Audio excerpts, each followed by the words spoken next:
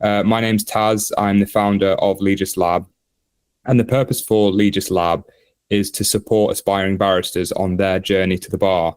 And we're doing that through offering a range of different events, including mooting events, public speaking events, debating events.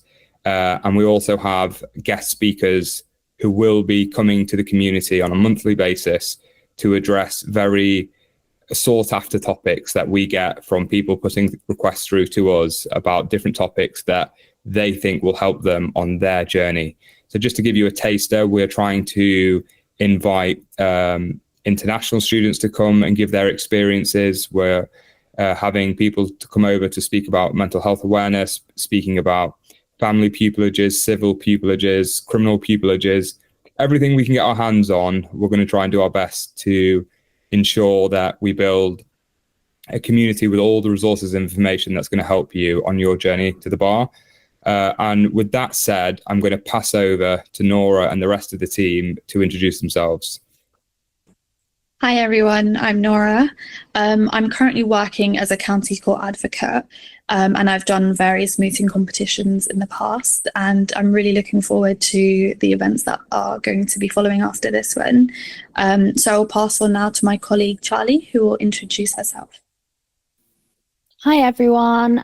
So I currently run my own legal clinic. I just finished the BTC, and I'm waiting to start pupillage, and I've been mooting for I think I'm coming up to my 10th year now. So any questions, ask away. I've done international moots as well. So yeah, anything I can help with, I absolutely will. Yeah, so if the other team would like to come forward and introduce themselves as well. Hello everyone, I'm Wadassa. I'm currently a law student at the University of Birmingham. First of all, please excuse the noise behind me. I'm in a public library and people are just talking. I'm a law student at the University of Birmingham. I'm an aspiring barrister, and at the moment I'm just getting as much exposure into the career at the bar. I'm a experienced mooter, and I'm constantly mooting and I'm taking many pupilages.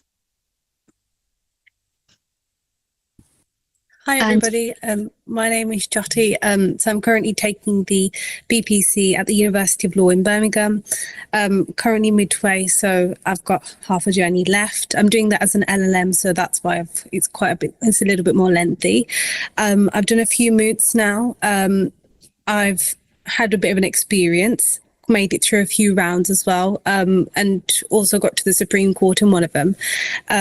So I've got a good experience as to mooting and what to expect. So any questions I can take, I'm happy to take them on. Thank you. This video is sponsored by Lexstery, the first free online community for aspiring lawyers pursuing a legal career in England and Wales. Inside the community, you will gain access to our courses, legal career consulting programs, forum, free resources, and live events, which we run every month, covering a range of topics, including legal applications, legal interviews, advocacy events, and we host guest speakers from across the legal profession who share their tips and tricks on how to secure a training contract and pupillage. You can sign up for free at lexstery.com, and we look forward to welcoming you inside our legal community. Okay, so if we get into the presentation now. So I just want to go over quickly what we will be covering today. So we'll just be going through what mooting is, how moots are structured, what roles are involved within a moot, and then the team will be giving you some effective preparation strategies and top tips for success.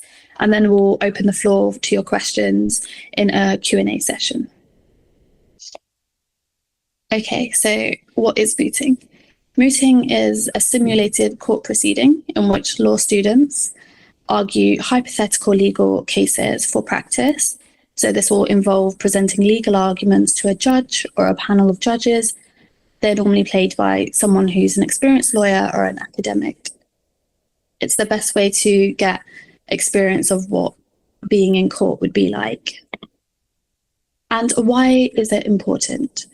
So when considering the role of a barrister and the skills required to excel in the profession, it involves several things, including the ability to conduct detailed research, identify inconsistencies in each case to benefit the client, and then be able to prepare comprehensive written submissions. And the main key thing is to then present those clearly and concisely. So when you'll be preparing a moot, you will need to thoroughly research the relevant laws, precedent, and the legal principles that will apply to that case problem. And then obviously the next part would be putting all of that research and work into written submissions, which are usually produced in the format of a skeleton argument. This process of preparing for a moot and attending a moot, it gives you the best chance to practice and hone these skills that you will nevertheless require later on. It also provides you with invaluable insight into whether or not you would enjoy life at the bar, because you will be in court a lot of the time. So within a moot, what are the key roles? So you will have the master or mistress of moots, which is me and my colleagues, which will oversee and organise the event. Then, according to the legal problem, you'll either be counsel for the claimant or counsel for the defendant. Then you'll also have a judge, or there may be judges, which will normally be experienced professionals, which will be perhaps retired judges, barristers, solicitors, lecturers, and anyone with a legal background. So the judge's role will be to evaluate the arguments which are presented by both sides. They will also have judicial intervention. So that's where they will ask you probing questions based on your submissions, and then provide feedback on the performance of everybody. They will also assess legal reasoning, clarity, and persuasiveness of this arguments, as well as the mooter's ability to think on their feet. So how are moots structured? So I'm going to break this down into a variety of stages. So the first stage is the legal problem will be issued. So you'll have an hypothetical legal problem, which will generally involve a dispute between two parties. The next stage will be to research and prepare your case. So the most important thing is to understand the case, understand your role, and think about how you're going to build your argument and present your case. In order to do this, you should research relevant laws, precedent, case law, and the legal principles according to each case, which will help you to structure and build those arguments. Then stage 3 will be drafting your skeleton argument.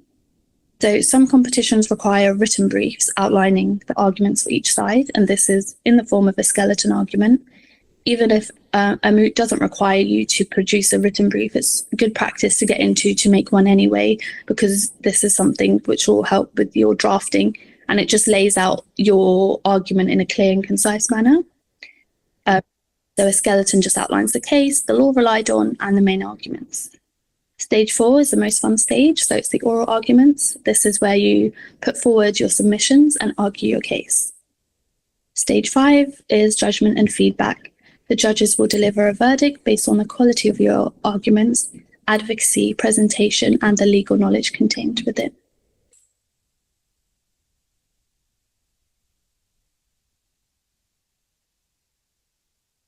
Is everybody able to see the slide?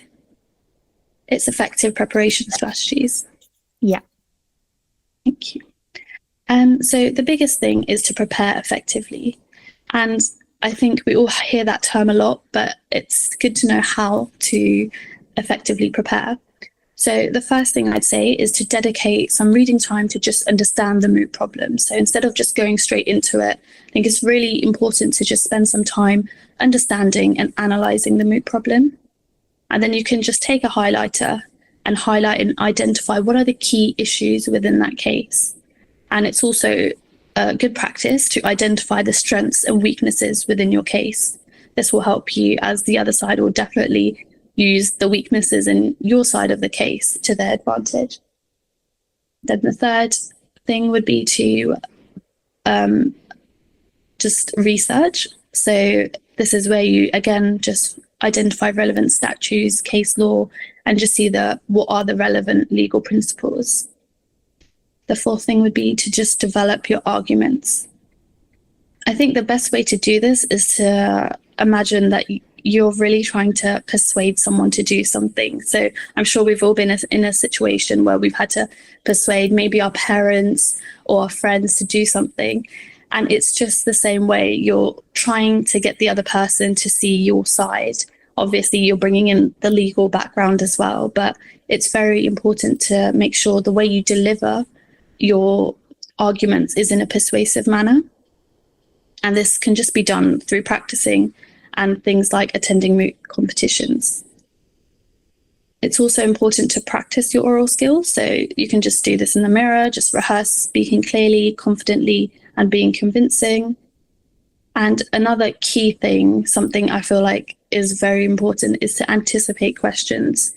When you're given a moot problem, you're able to see what the other side also could potentially prepare. So you can use that to prepare for potential questions from judges and counter arguments from the opposing team. So top tips for success. So the classic one, but it's very important, is to be confident, to keep arguments clear and concise. You don't want to be taking a judge down a really long, winded path in making your point. You need to be very clear and sort of pack a punch with your point instead of trailing off and then midway people forget what exactly your point was in the first place. Again, with the persuasiveness, you must believe in what you're saying in order to convince somebody else.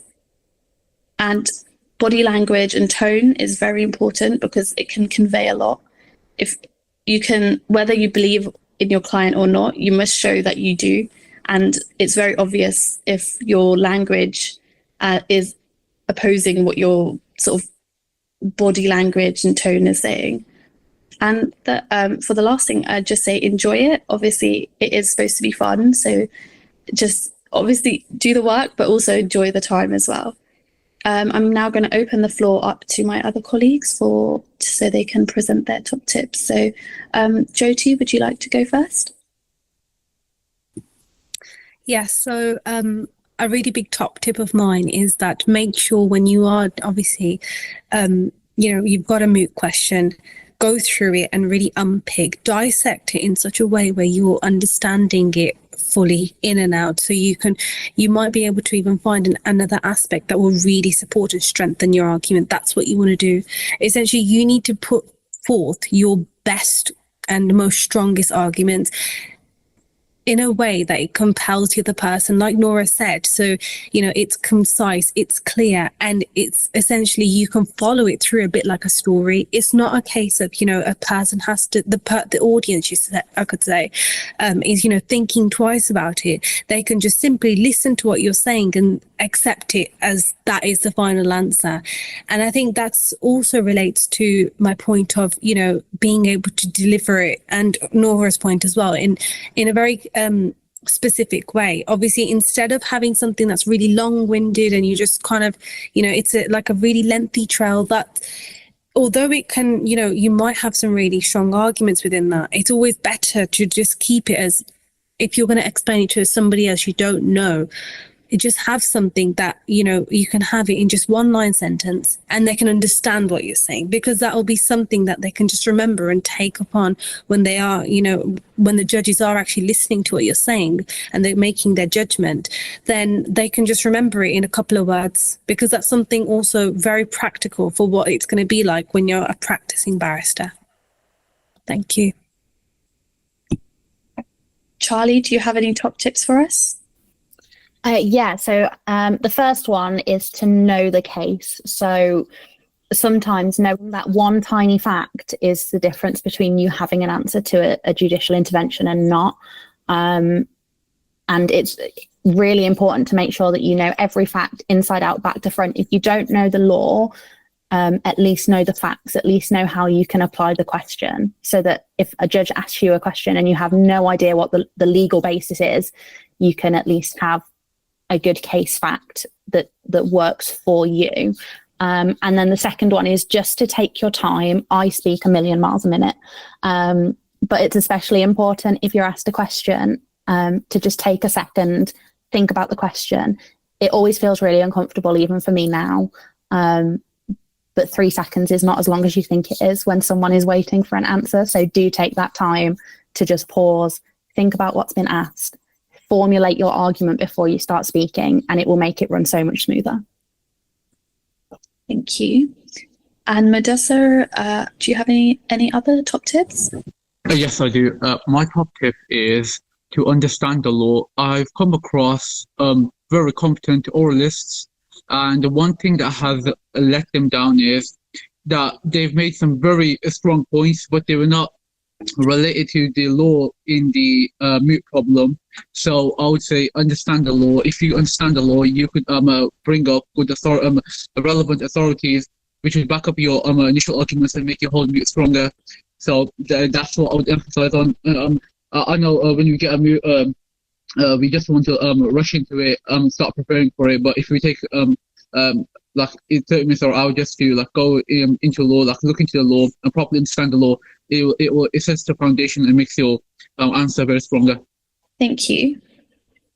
They were all really good top tips. And I'd just like to open the floor now. So me and my colleagues will be happy to answer any questions that anybody has. Yeah, Gurmanjot has raised his hand.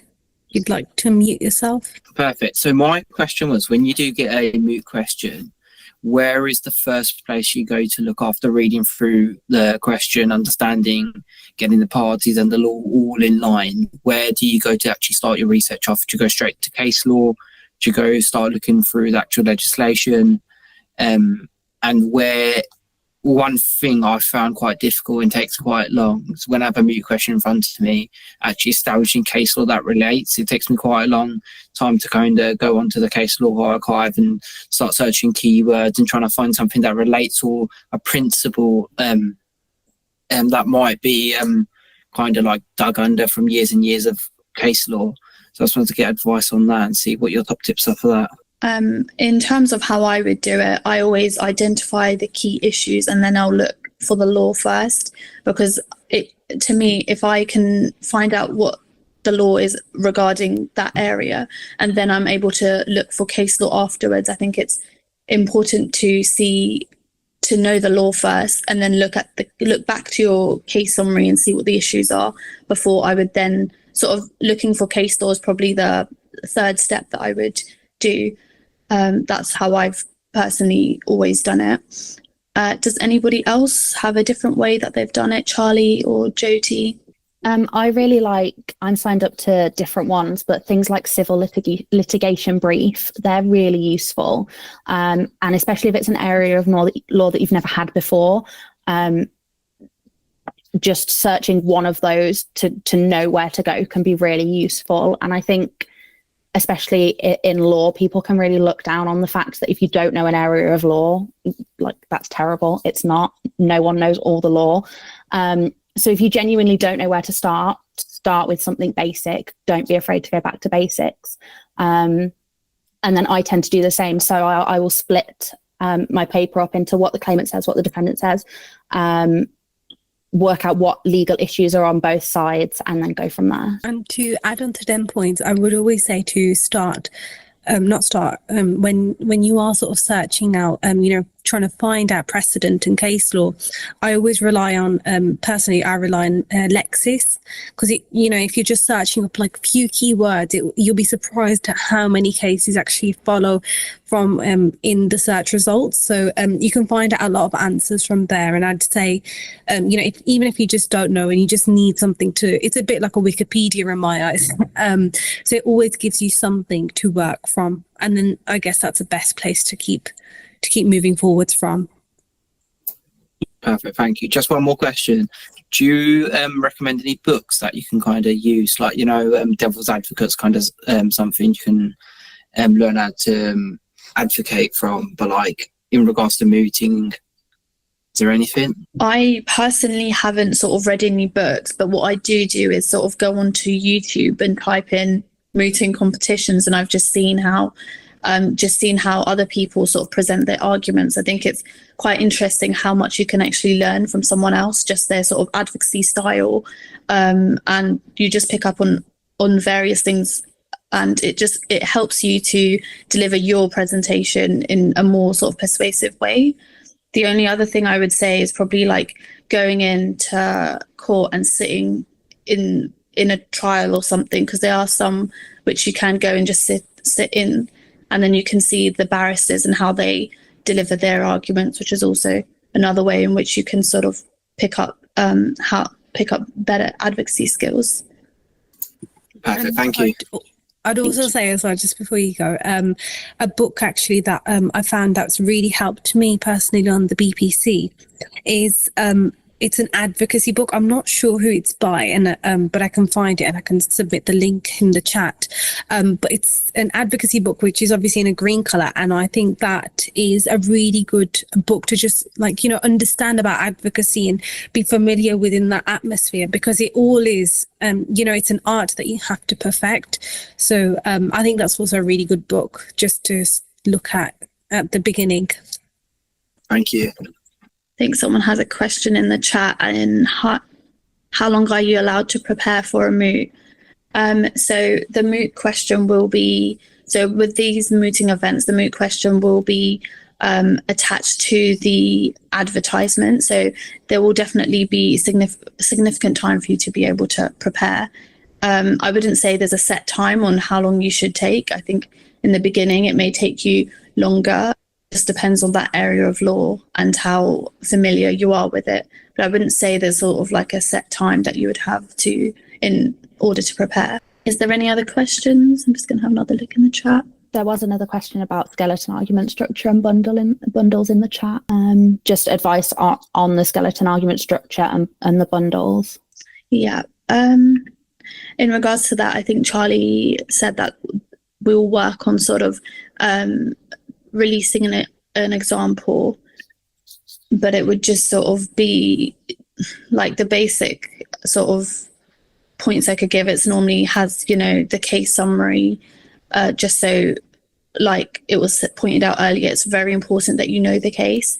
So it will just be like case summary and then the relevant statute and laws followed by any case law you want to rely on.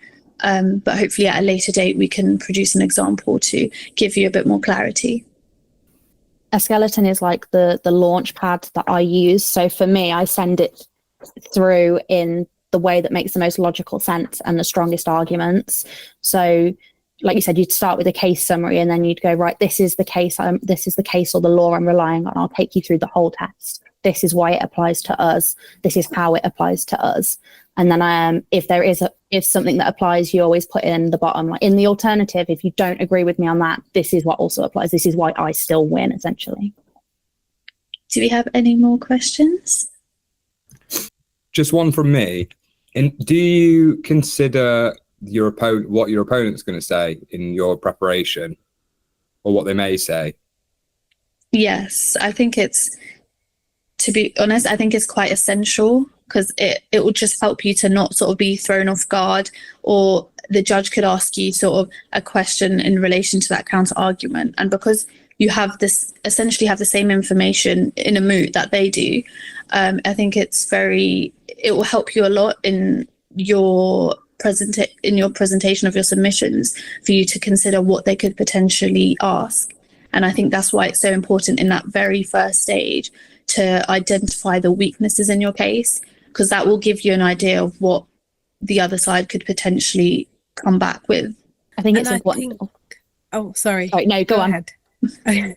I was going to say as well that especially when you are obviously in the initial stages of preparing your case and coming up with your arguments that you are going to be making, it's always really, really important to conduct a case analysis and a legal a case theory as well, so you actually understand the case inside and out, as well as knowing the facts also back to back. It's really important to develop that case analysis and case structure, case theory, because you'll be able to within that process eliminate essentially state out what the strengths and the weaknesses are towards your case. And when you put it written down, you've got it in front of you, you can visually see it. It'll then make it easier for you to just start honing in onto the important facts and just research as much as you can, which will then essentially allow you to present the best moot you can and give the best arguments. I think it's important to consider what the other side will say as well, because it allows you to mitigate before they've even spoken.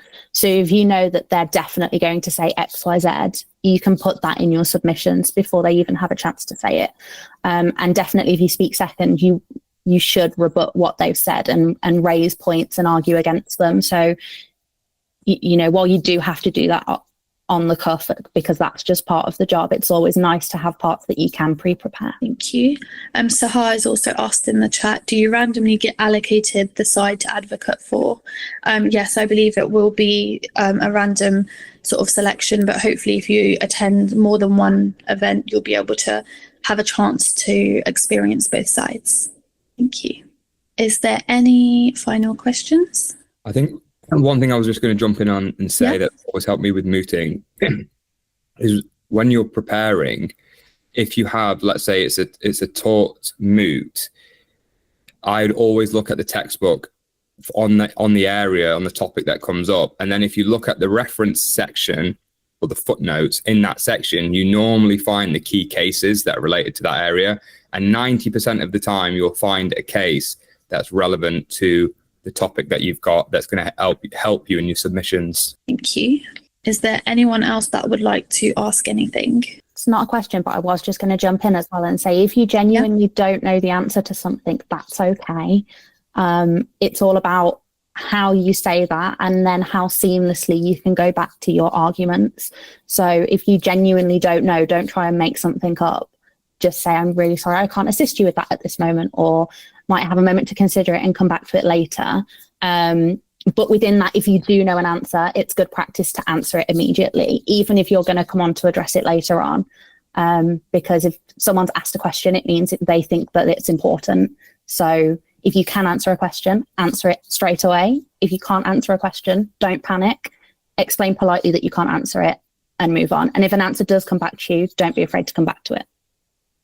Just following on from that, I think it's really important that you raise that when a judge asks you a question, that you answer that straight away, because even though you're going to have your skeleton argument in front of you, it's not a presentation in a way. So you just because the judge has asked you and you've placed that particular paragraph further down doesn't mean you now have to stick to that, and you absolutely can't break away from the skeleton argument. That's not the point of the skeleton. So you definitely should answer when asked. And another thing is, if the judge does ask you a question and you're not quite sure what they're asking, it's absolutely fine to just ask the judge if they could rephrase that question.